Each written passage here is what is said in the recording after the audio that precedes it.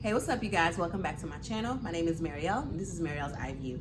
If this is your first time, thank you so much for stopping by. If you are a returning subscriber, I appreciate you so much. I appreciate the comments. I appreciate you subscribing, liking, commenting, texting, calling. Thank you so much for my village.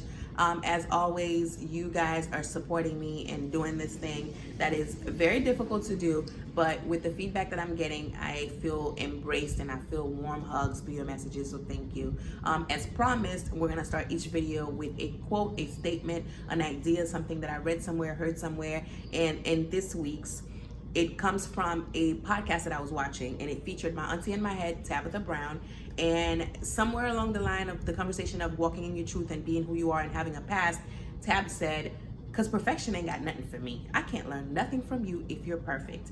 I need to know that where God has taken you from and where you're going, these are the people that I resonate with. And I mean, I couldn't have said it better myself.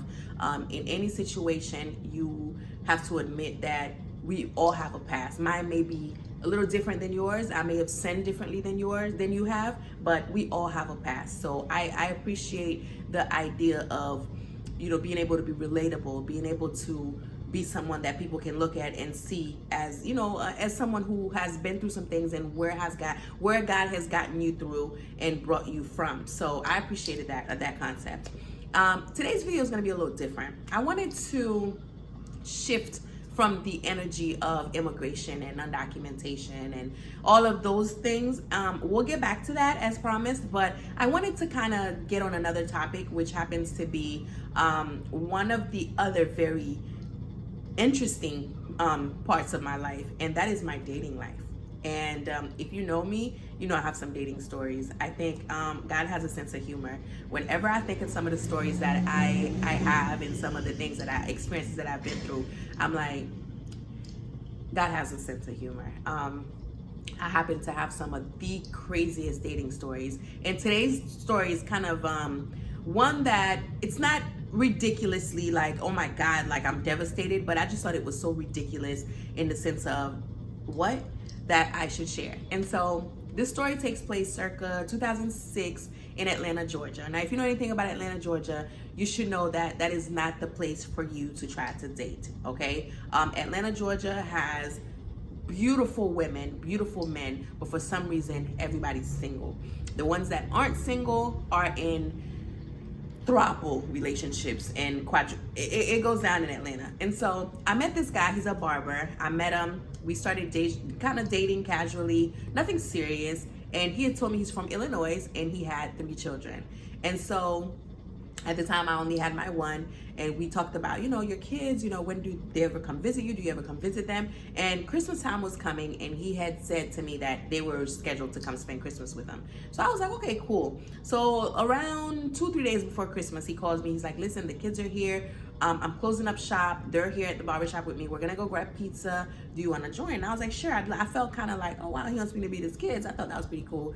And so I go and I meet him. He closes up shop. We go by the pizza place and we get pizza. Now, upon arriving, I noticed something about the kids. Now, he told me he had an older son, which was about 8, and then a set of twins. The twins were younger. And so as soon as I looked at the kids, I could obviously tell who was the oldest one. But then the twins kind of left me puzzled. One of the twins, it was a boy and a girl. One of them were obviously older than the other one.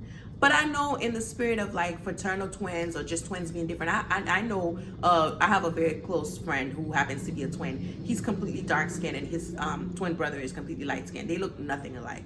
I also dated a guy who was albino and his twin brother was chocolate. Like, I know twins come in different shapes and sizes, but when I looked at those kids, they looked nothing alike.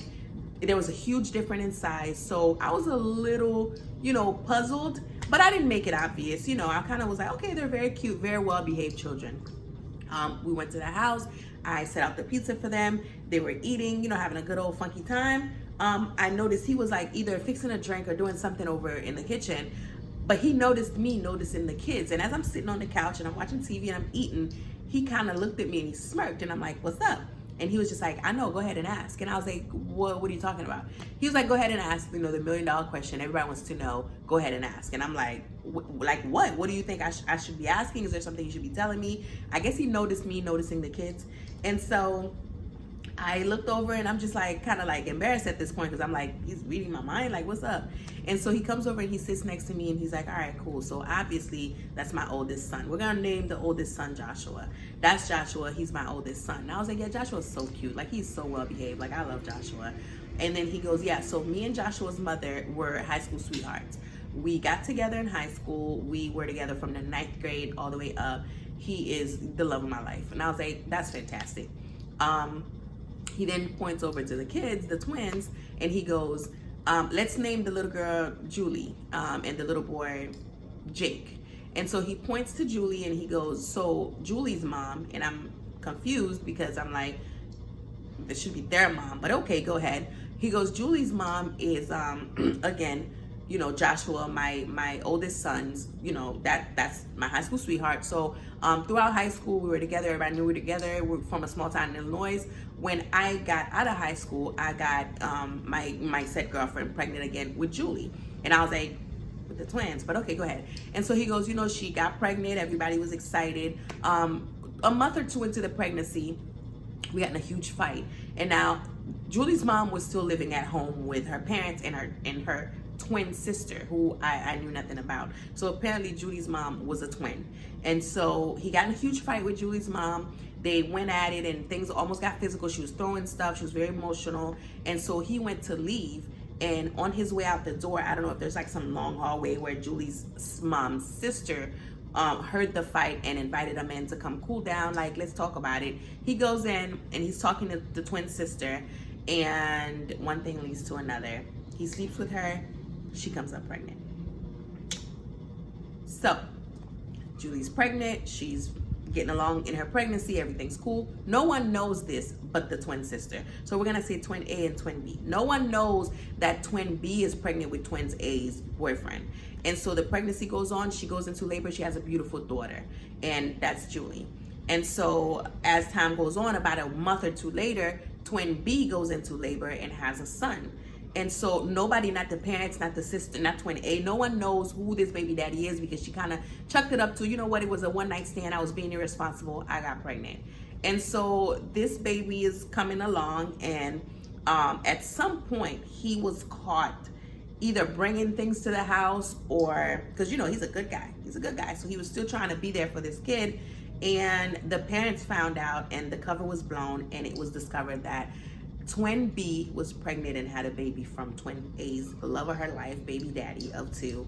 And so that's why he calls them the twins, because they were so close in age and by twin sisters that he felt the only logical explanation was to name them twins. I happened to rename them ghetto twins because, I mean, that's just ghetto. But yeah, so they were named twins. And so when he discusses them, when he talks about them, he just calls them twins to avoid having to explain the story. But he saw and he noticed that I was looking at them and I noticed the difference. And so he felt the need to share with me. So I was special. Okay, so yeah, let me know what you guys think about my horror story.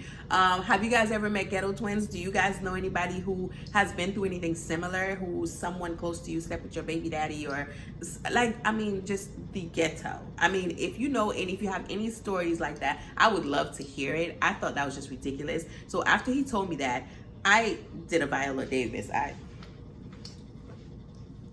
And I exited stage left, but never spoke to him again. I think back then, I don't know if I was able to block him, but I just avoided him. I just thought that was just ridiculous. I was like, come on, what? And then the twins, like, what twin sister does that to? That's the closest person to you, like literally. Why would you? So yeah, that was my ghetto twins horror story from Atlanta.